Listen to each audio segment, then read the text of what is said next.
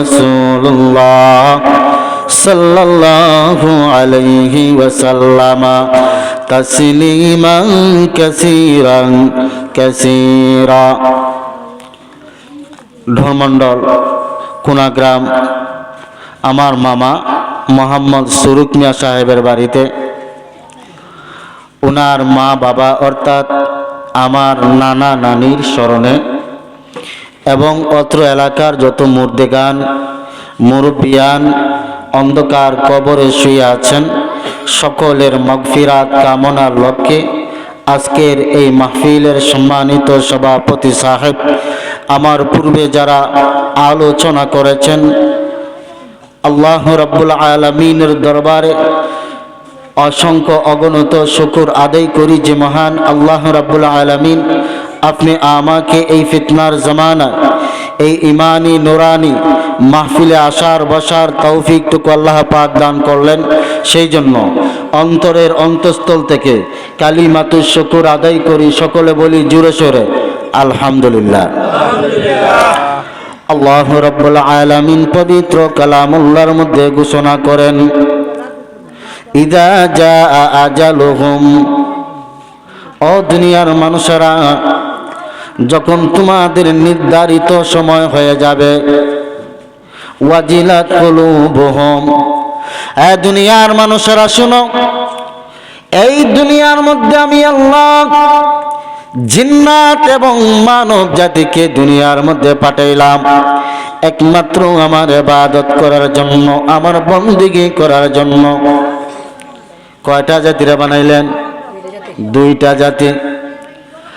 18,000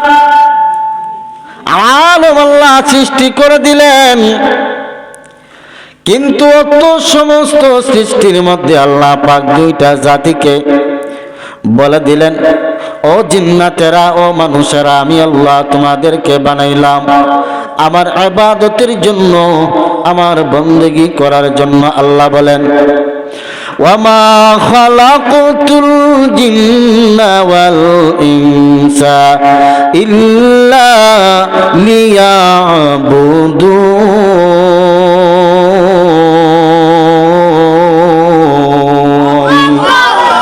ये কালামে জিন্দা কুরআনে হাকিম, ये কালামে জিন্দা কুরআনে হাকিম, বাহর সদকা রহমাতুল লিল আলামিন, ইমামুল আউয়ালিন আল আখিরিন, নূরে আদম রহমাতুল লিল আলামিন। ও জিন্নাতেরা শুনো, আমি আল্লাহ তোমাদেরকে বানাইলাম আমার ইবাদতের জন্য। ও মানুষেরা শুনো, আমি আল্লাহ তোমাদেরকে বানাইলাম আমার ইবাদতের জন্য, কিন্তু তোমাদেরকে দুনিয়াতে পাঠাইয়া এমন একটা ঘন্টা তোমাদের গলার মধ্যে আমি লাগাইয়া দিলাম, যে ঘন্টাটা হলো হায়াত আর মওত। এই হায়াত নামক জিন্দেগি আমি আল্লাহ দান করলাম। ও বান্দা, তোমাদের হায়াতের জিন্দেগানি সেদিন যেদিন শেষ হয়ে যাবে, একটা সেকেন্ডও দেরি করা হবে না, একটা সেকেন্ডও আগে তোমাদেরকে হায়াত নেওয়া হবে না। বান্দারে শুনে নাও, তোমাদের হায়াতের মধ্যে জিন্দেগানির মধ্যে যতক্ষণ পর্যন্ত তোমার সময় থাকবে, ততক্ষণ পর্যন্ত আমি আল্লাহ তোমাদের দুনিয়ার মধ্যে হায়াতের জিন্দেগানি দান করব। যখন তোমার সময় শেষ হয়ে যাবে, যখন মালাকুল মউত আজরাইল তোমাদের কাছে চলে আসবে, জান কবজ করে নিয়ে যাবে, সেদিন তোমাদের এই দুনিয়ার মায়া মহব্বত ছেড়িয়া তোমাদেরকে চলে যেতে হবে কোথায়? পরপারে। বন্ধুরা আমার, মুরব্বী বাবারা আমার, মাইকের আওয়াজ যতটুকু পর্যন্ত পৌঁছতেছে, ও আমার মা, ও আমার বোনেরা গো, একটু মনোযোগ সহকারে শোনো। বেশি লম্বা আলোচনা করব না, যেহেতু এখন বন্ধের মধ্যে সব জায়গায় কাজকর্ম চলতেছে। ও মা, ও বোনেরা, এই রাত্রের মধ্যে আগামীকাল হলো শুক্রবার, শুক্রবারের রাত হলো ইবাদতের রাত, দোয়া কবুলের রাত। আজকে আমরা এমন একটা ইসালে সোয়াবের মাহফিলের মধ্যে আসলাম, যে ইসালে সোয়াবের মাহফিলের কারণে মহান আল্লাহ রাব্বুল আলামিন এবং এই রাত্রের উসিলা বানাইয়া আজকে যে মাসটা চলতে আছে, এই মাসটা হলো রজবের মাস। এই রজবের মাসটাকে উসিলা বানাইয়া আপনি আমার মা, আপনি আমার বাবা, আপনি আমার দাদা দাদি, নানা নানি, ওই সমস্ত মুর্দেগানকে আল্লাহ পাক মাফ করতে পারেন কিনা জুড়ে বলেন। মহান আল্লাহ রাব্বুল আলামিন আপনি আমাকে তো নাস নিয়ামতের মধ্যে রেখেছেন। আল্লাহ বলেন, বান্দা 24টা ঘন্টার মধ্যে তোমরা আমার নিয়ামতের মধ্যে নিমজ্জিত থাকো। বান্দারে, আমি আল্লাহর শুকরিয়া কেমন করে তুমি আদায় করবা? শুকরিয়া যদি কিয়ামত পর্যন্ত আদায় করতে থাকো, তারপরও সেজদায় পরে শুকরিয়া আদায় করলো তোমার শুকরিয়া আদায় করা শেষ হবে না। শেষ পর্যন্ত আমি আল্লাহ এমন একজন পয়গম্বরের উম্মত তোমাদেরকে বানায়া দিলাম, যেই পয়গম্বরের উম্মত তোমার জন্য অন্যান্য পয়গম্বরেরা আল্লাহর কাছে দোয়া করেছেন, আল্লাহ আমাকে নবী না বানাইয়া আখিরি জামানার নবীজির উম্মত যদি আমাকে বানাইতা, আল্লাহ আমি জীবনটাকে ধন্য মনে করতাম। আল্লাহ রাব্বুল আলামিন আখিরি জামানার পয়গম্বরের উম্মত একজনকে বানাইলেন, তিনি হলেন হযরত পয়গম্বর ঈসা। পয়গম্বর ঈসা আলাইহিস সালাতু ওয়াস সালামকে আল্লাহ রাব্বুল আলামিন ওনার দোয়াকে কবুল করলেন, মঞ্জুর করাইয়া আখিরি জামানার পয়গম্বরের উম্মত হিসাবে কিয়ামতের 40 বছর পূর্বে আবার দুনিয়াতে পাঠাইবেন নবী হিসাবে, না আমাদের নবীর উম্মত হিসাবে দুনিয়াতে পাঠাইবেন। ভাইরা বাবারা আমার, সেই নবীর উম্মত আমরা হইতে পাইরা খুশি না বেজার?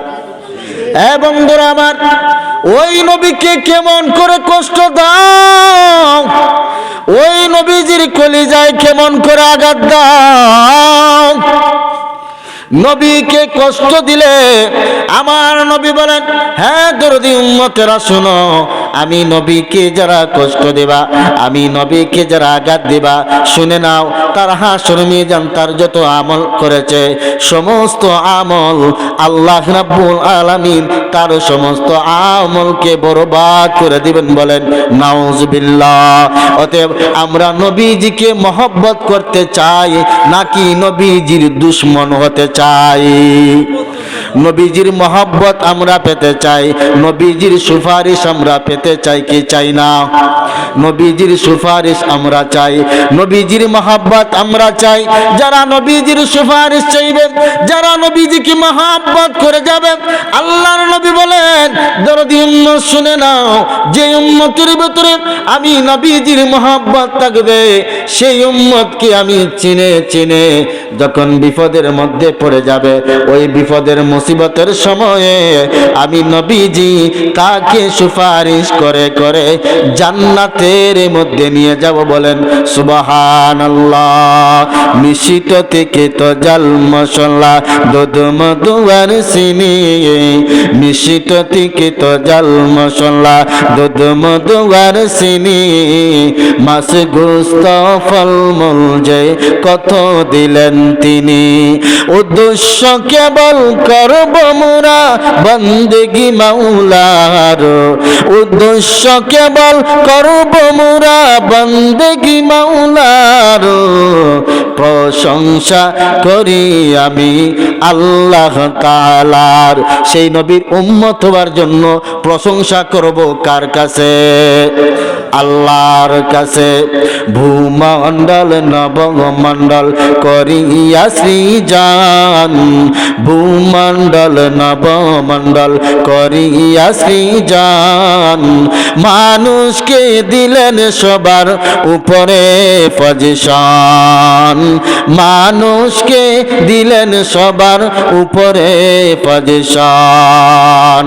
বন্ধুরা আমার, বাবারা আমার, মহান আল্লাহ রাব্বুল আলামিন বলেন, ও দুনিয়ার মানুষেরা, যারা নবীজির প্রতি মহব্বত রাখবা, ওই সমস্ত মানুষেরা, ওই সমস্ত উম্মতদেরকে আল্লাহর নবী সুপারিশ করে করে জান্নাতের মধ্যে নিয়ে যাবেন। আপনি আমার জন্য, আপনি আমার নবী উম্মতের জন্য কত কেঁদেছেন, কতই না কেঁদেছেন। নবীজি যখন এই দরাতে তশরিফ আনয়ন করলেন, তখনও বললেন, উম্মতি উম্মতি, আমার উম্মতকে বাঁচাও, আল্লাহ আমার উম্মতকে বাঁচাও। যখন এই দরা থেকে বিদায় হয়ে যাবেন মদিনাতুল মুনাওয়ারা, আপনি আমার নবী আরাম করতেছেন, তখনও বলেন, উম্মতি উম্মতি, আল্লাহ আমার উম্মতকে বাঁচাও, আল্লাহ আমার উম্মতকে বাঁচাও। ও বাবা, একটা কঠিন একটা সময় হয়ে যাবে। হাসরের মাঠ যেদিন কায়েম হয়ে যাবে, ওই দিন হাসরের মাঠে তো ভয়াবহ একটা মাঠ হয়ে যাবে।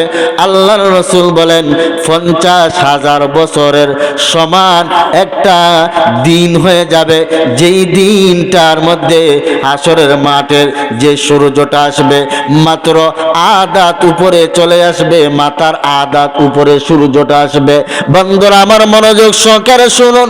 বর্তমান সূর্যটা আমরা যে আসমানের মধ্যে দেখতে আছি, ওই সূর্যটা কোটি কোটি মাইল উপরে, কিন্তু সূর্যর এখানে যে আমাদেরকে আলো দেয়, এটা হলো সূর্যের ফিট নামক, সূর্যের ফিট, সূর্যের ফিট দেওয়া যে আলো দেয় আমরা সহ্য করতে পারি না। কিন্তু হাসরের মাঠে এমন একটা সময় আসবে, যেই সময়ে সূর্যের ফিট থাকবে না, সূর্যের মুখ দ্বারা সরাসরি আপনি আমাকে সূর্যের আলোটা দেবে। এমন ভয়াবহ সৃষ্টি হয়ে যাবে। আল্লাহ রাসূল বলেন, দরদি উম্মত শোন শোন, এমন আমার মানুষের মধ্যে কেউ বা সাঁতার কাটবে, কেউ বা ঘামের মধ্যে, কেউ বা কোমর পানির মধ্যে থাকবে, ঘামের অবস্থায় থাকবে। আমার উম্মতেরা শোনো, ওই দিন মানুষেরা আল্লাহ পাকের আরশের ছায়ার সারা কোনো ছায়া থাকবে না। বন্ধুরা আমার, আল্লাহর রাসূল বলেন, হ্যাঁ দরদি উম্মতেরা শোনো, হাসরের মাঠ এমন একটা মাঠ হয়ে যাবে, সমস্ত উম্মতেরা, সমস্ত মানুষেরা চলে যাবে। পয়গম্বর হযরতে আদম আলাইহিস সালাতু ওয়াস সালামের দরবারে গিয়া বলবেন, ও পয়গম্বর আদম, আপনি হইলেন আমাদের আদি পিতা, আপনি হইলেন আমাদের আদি পিতা, অতএব আপনি আল্লাহর কাছে সুপারিশ করুন, যাতে করে হাসরের মাঠের ময়দানের বিচার কাজটা শুরু করে দেয়। যদি আল্লাহ বিচার কাজটা শুরু করে দেয়, তাহলে হয়তো কেউ বা জাহান্নামে যাব, হয়তো বা কেউ বা জাহান্নামে যাব। হযরত আদম পয়গম্বরের কাছে যখন চলে যাওয়া হবে, আদম পয়গম্বর বলবেন, ও হাসরের মাঠের মানুষেরা, আমার দ্বারা সম্ভব হবে না, আমি আল্লাহর কাছে সুপারিশ করতে পারবো না। কেন পারবো না? তার কারণটা হলো, আল্লাহ পাক যখন আমাকে বানাইয়াছিলেন, বানানোর পর যখন আমাকে জান্নাতের মধ্যে দিয়েছিলেন, আল্লাহ পাক একটা হুকুম করেছিলেন, হুকুমটা হলো, লা তাকরাবা হাদিহিশ শাজারাতা ফাতাকুনা মিনাজ জালিমিন।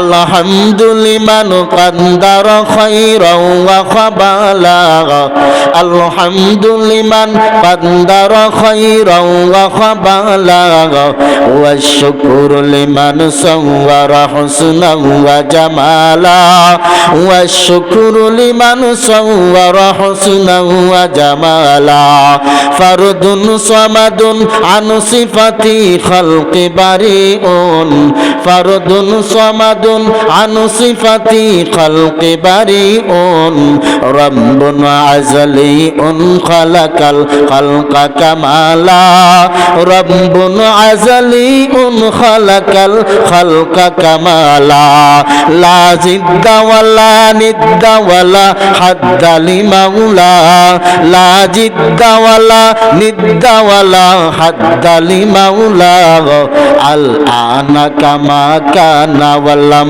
يلق زوالا الآن كما كان ولم يلق زوالا হযরত আদম পয়গম্বর বলেন, হে আসরের মাঠের মানুষেরা শুনো, আমার দ্বারা আল্লাহ পাকের কাছে সুপারিশ করা সম্ভব হবে না।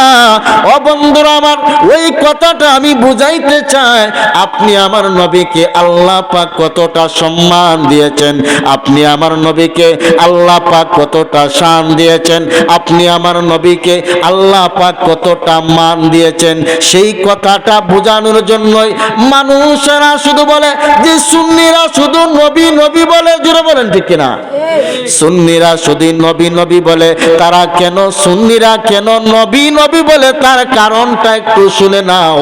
তার কারণটা হলো ওই হাদিসের মধ্যে ওই সমস্ত আসরের মানুষেরা যখন আদম পয়গম্বরের কাছে চলে যাবে, আদম পয়গম্বর বলবেন আমার দ্বারা সুপারিশ করা সম্ভব হবে না, যাও তোমরা চলে যাও মুসা কালিমুল্লাহর দরবারে। মুসা কালিমুল্লাহর কাছে গিয়া দেখো, উনি হইলেন জলিলুল কদর একজন পয়গম্বর। ওনার কাছে গিয়া দেখতে পারো আল্লাহর কাছে উনি সুপারিশ করতে পারেন কি না। সবাই চলে যাবে মুসা আলাইহিস সালাতু ওয়াস সালামের দরবারে, গিয়া বলবেন ও পয়গম্বর মুসা, আপনি আল্লাহর দরবারে সুপারিশ করুন যাতে করিয়া হাসরের মাঠের বিচার কাজটা শুরু করে দেন। হযরতে মুসা আলাইহিস সালাতু ওয়াস সালাম উনি বলবেন ও হাসরের মাঠের মানুষেরা আমার দ্বারা সম্ভব হবে না। তখন মানুষেরা বলবে ও পয়গম্বর মুসা, আল্লাহ পাক আপনাকে তো ক্ষমতা দান করেছেন, আপনার কাছে যখন মালাকুল মউত আজরাইল জান কবজের জন্য এসেছিল, আপনি আজরাইলকে এমন তাপ্পর দিছিলেন যে তাপ্পরের কারণে আজরাইলের একটা চোখ উল্টে গিয়া লটকা পড়ে গেছিল। সুবহানাল্লাহ বলতেন না? মালাকুল মউত আজরাইল মুসা পয়গম্বরের জান কবজের জন্য আইসা এমন তাপ্পর খাইছে, চোখ একটা শেষ। মালাকুল মউত আজরাইল আল্লাহর দরবারে চলে গেছেন, আল্লাহ আপনি এমন একজনের জান কবজের জন্য আমাকে পাঠাইলেন যে নাকি আমাকে তাপ্পর দিয়া আমার চোখ উল্টায় দিছে, এখন কি করব? আল্লাহ বলেন, হ্যাঁ মালাকুল মউত আজরাইল, তোমাকে এমন একজনের কাছে জান কবজের জন্য পাঠিয়েছিলাম, সে তার নাম হইল আমার এক বন্ধু, তা সে হইল মুসা পয়গম্বর, বড় রাগান্বিত একজন পয়গম্বর। ও মালাকুল মউত আজরাইল, তার জান কবজ করার জন্য এমনি তুমি যাইও না, সে হলো একজন রাগী একজন পয়গম্বর, তার রাগটারে নিয়ন্ত্রণ তুমি করতে হবে। তার রাগ তুমি কেমনে নিয়ন্ত্রণ করবা, আমি একটা ইসিম তোমারে শিখাইয়া দেই, তার কানে কানে গিয়া এই ইসিমটা পড়বা, ইসিম পড়ার সাথে সাথে তার রাগ কমিয়া যাইব। বলেন সুবহানাল্লাহ, আরো জোরে বলেন সুবহানাল্লাহ। বিরক্ত লাগতেছে, শেষ কইরা দিব নাকি? হযরত আল্লাহ রাব্বুল আলামিন বললেন, হ্যাঁ মালাকুল মউত আজরাইল, ওই ইসিমটা আমার পয়গম্বর মুসার কানে কানে গিয়া বলে দিবা। যখন মালাকুল মউত আজরাইল আসলেন, আজরাইল আসিয়া বলতে আছে, ও পয়গম্বর মুসা, আপনার কাছে তো আমি এসেছিলাম জান কবজের জন্য। ও পয়গম্বর, আল্লাহ পাকের পক্ষ থেকে আপনাকে সালাম জানানো হয়েছে এবং বলে দিয়েছেন, ও পয়গম্বর, আপনার হায়াতকে আল্লাহ পাক বাড়াইয়া দিবেন। যতদিন আপনি থাকতে চান ততদিন আপনি থাকতে পারবেন।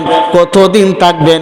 একটা উটের উপরের উপর আপনি আপনার হাতটা রাখবেন, আপনার হাতের নিচে যতটা পশম পড়বে আপনি গুনে গুনে ওই পশমগুলা আপনি গুনে গুনে যতটা বৎসর হয় আল্লাহ পাক আপনাকে তত বৎসরের হায়াত আল্লাহ বাড়াইয়া দিবেন। বলেন সুবহানাল্লাহ।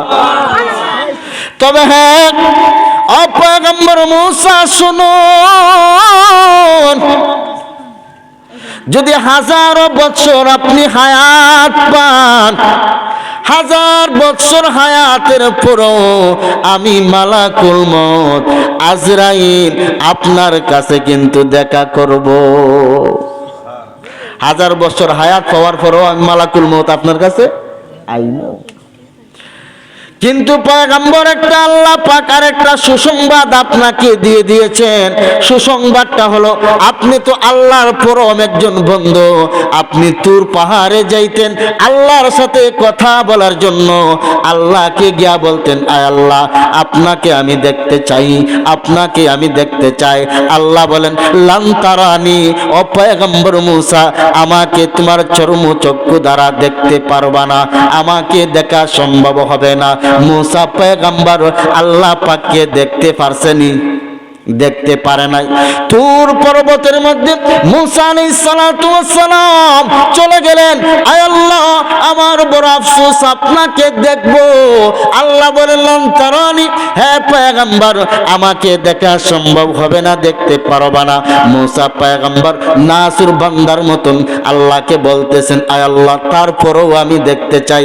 আল্লাহ বলেন পয়গম্বর মূসা আপনি যদি আমাকে দেখতে চান আপনাকে একটা ইন্টারভিউ নিব, ওই ইন্টারভিউর মধ্যে যদি আপনি পাস করতে পারেন তাহলে বুঝবো আপনি আমাকে দেখতে পারবেন।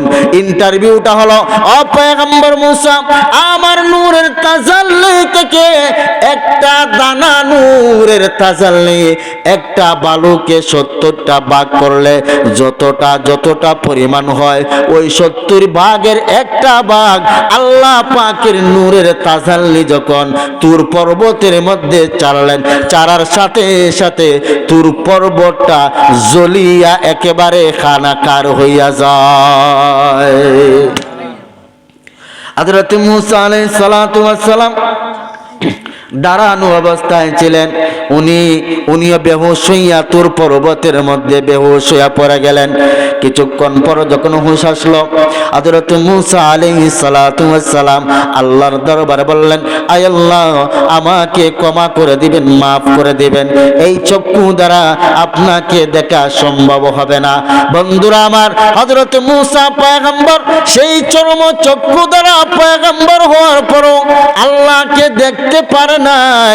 কিন্তু আপনি আমার নবীর শান, আপনি আমার নবীর মান, আপনি আমার নবীজির ইজ্জত, এই সুন্নিরা কেন নবী নবী করে, কেন নবীর জন্য পাগল হয়ে শুনে নাও। আপনি আমার নবীজি এই চক্ষু দ্বারা কেন এই জমিন নাই, শুধু আল্লাহ পাক আল্লাহর নবীকে প্রথম আসমান, দ্বিতীয় আসমান, তৃতীয় একেবারে সপ্তম আসমান বেদ করিয়া আরশে আজিমের মধ্যে নিয়া আমার আল্লাহ বলতেছেন হাবিব আপনি আর আমার মধ্যে সরাসরি দেখা হয়ে গেছে। সুবহানাল্লাহ হইতেন না? স্বপ্নে দেখছেন না সরাসরি দেখা হইছে? আল্লাহ রাব্বুল আলামিন আপনি আমার নবীর সাথে সরাসরি দেখা করে দিয়েছেন, অতএব আপনি আমার নবীর সম্মান কম না বেশি। এই জন্যই তো সুন্নিরা বলে নবী নবী, ঠিক কিনা? এই বন্ধুরা হযরত মূসা পয়গম্বর বলতে আছেন আসরের মাঠের মানুষেরা আমার দ্বারা সম্ভব হবে না, একটু দরুদ পড়ি আল্লাহুম্মা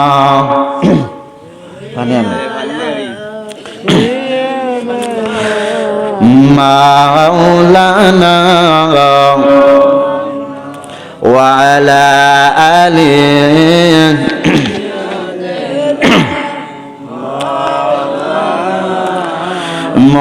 মুহাম্মাদ আল্লাহুম্মা জুরে জুরে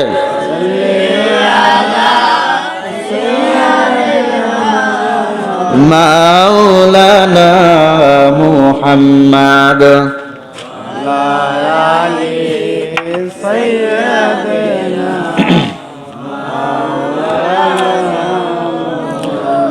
হযরত মূসা আলাইহিস সালাতু ওয়াস সালাম বলবেন আমার দ্বারা সুপারিশ করা সম্ভব হবে না, তোমরা চলে যাও হযরত ঈসা পয়গম্বরের কাছে।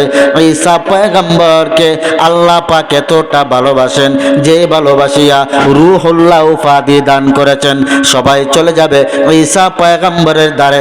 ঈসা পয়গম্বরের কাছে যখন চলে যাবে সমস্ত আসরের মানুষেরা বলবে, ও পয়গম্বর ঈসা, আমরা হযরত আদম পয়গম্বরের কাছে গিয়েছিলাম, উনি আমাদেরকে তাড়িয়ে দিয়েছেন। মূসা পয়গম্বরের কাছে গিয়েছিলাম, উনিও আমাদেরকে বিতাড়িত করে দিয়েছেন। আমরা আপনার কাছে আসলাম, আপনি আমাদেরকে তাড়াইয়া দিবেন না। আপনি আল্লাহর কাছে সুপারিশ করুন যাতে করিয়া হাসরের মাঠের বিচার কাজটা শুরু করে দেয়। ঈসা পয়গম্বর তিনটা উজর দেখাইবেন, তিনটা উজর দেখাইয়া বলবেন, ও হাসরের মাঠের মানুষেরা, আমার দ্বারাও আল্লাহ পাকের কাছে সুপারিশ করা সম্ভব হবে না, তোমরা চলে যাও দয়ার নবী রাহমাতুল লিল আলামিনের দরবারে। সকল যখন চলে যাবে রাহমাতুল লিল আলামিনের দরবারে, আল্লাহর নবীর কাছে যখন চলে যাবে, আল্লাহর নবী রাহমাতুল লিল আলামিন সিজদার মধ্যে পড়ে পড়ে বলবেন, ইয়া রাব্বি হাবলি উম্মতি, ইয়া রাব্বি হাবিলি উম্মতি, আয় আল্লাহ আমার উম্মত রে বাঁচাও, আয় আল্লাহ আমার উম্মত রে বাঁচাও।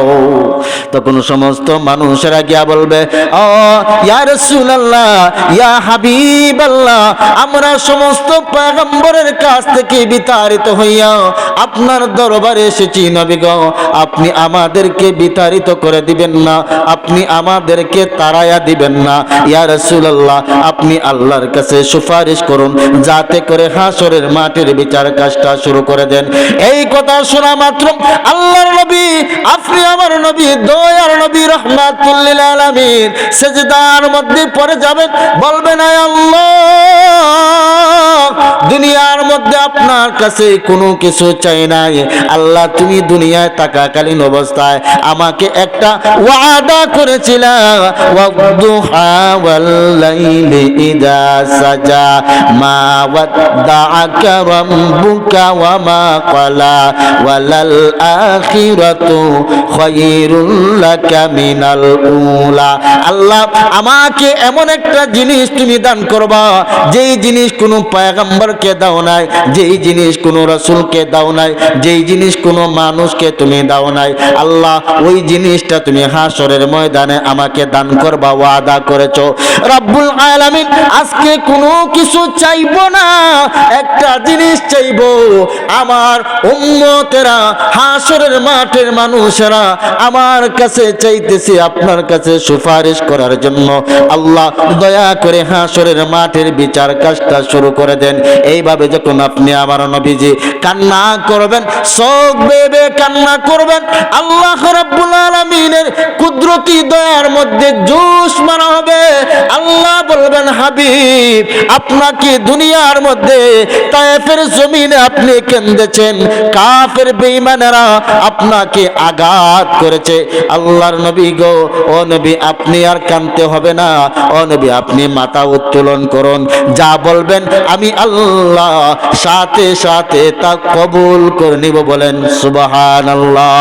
আল্লাহর নবীজি বলতে দেরি হয়েছে, হাসরের মাঠের বিচার কাজ শুরু করতে দেরি করবেন না। সেটা হলো আমাদের নবীর শান। ও বন্ধু, দুনিয়ায় থাকাকালীন অবস্থায় উম্মতের কথা বলে নাই, দুনিয়ায় থাকাকালীন অবস্থায় সন্তানদের কথা বলে নাই, ফাতেমার কথা বলে নাই, কারো কথা নবীজি কারো কথা স্মরণ করে নাই, একমাত্র স্মরণ করেছেন কার কথা? উম্মতের কথা। ও আমার উম্মতেরা রে, ও আমার উম্মতেরা রে, আমার মায়ার উম্মতেরা, কোনো দিন আমি নবীরে আঘাত দিবাই না। এই জন্য নবীজির পাগল আমরা হইতে চাই কি চাই না? নবীজির মহব্বত আপনি আমার অন্তরে পয়দা করতে চাই কি চাই না? নবীজির মহব্বত যার অন্তরের মধ্যে থাকবে, শুনে নাও, শুনে নাও, ওই নবীজির মহব্বত থাকার কারণে আপনি আমার একদিন জান্নাতে নসিব হয়ে যায়। বলেন সুবহানাল্লাহ। চলো চলো চলো মুমিন, চলো নবীর সন্ধানে, চলো চলো চলো মুমিন, চলো নবীর সন্ধানে। নবী বিনে কে তোরাবে ফুলসিরাত মিজানে, নবী বিনে কে তোরাবে ফুলসিরাত মিজানে। নবী বিনে কেউ তোরাইতে পারবে? কেউ পারবে না।